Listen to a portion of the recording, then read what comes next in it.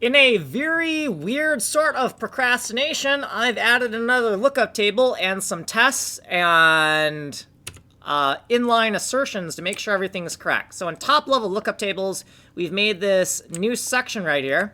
And we have two lookup tables, Hi9 to H3X and Hi9 to H3Y. So we're just taking the one-dimensional Hi9 value that represents a coordinate on our 3x3 grid of level packs, also known as hotels, hence the H here, right? A 3x3 grid of hotels. This is for the 3x3 part, and we can have either an X or a Y coordinate. So you see 0, 1, 2, 0, 1, 2, 0, 1, 2, and then 0, 1, 2. Very simple lookup table.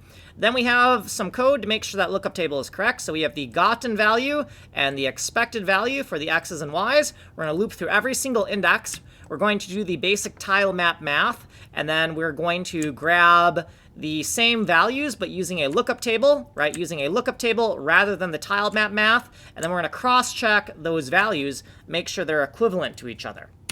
Then inside of FILE896 function section, inside of our load function, we have added just a little redundancy here, right? We're going to make absolutely sure that this Hi9 here, we want to make sure it's correctly calculated. So we're going to grab the H3X, H3Y using the lookup table, and we're going to cross-check the expected H3X, H3Y against what originally came in here. And if that's correct, then we won't throw an error. If it's not, we're going to throw this error here. Then in the save function, so what's on the GPU or the CPU side texture representing the GPU to the disk, the same exact operation here. So we want to check the Hi9 value. So we're going to use the lookup table to get H3X and H3Y.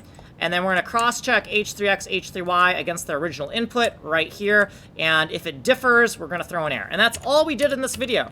If you want a longer explanation, you can go to this playlist here. You are here. Like, subscribe, send money.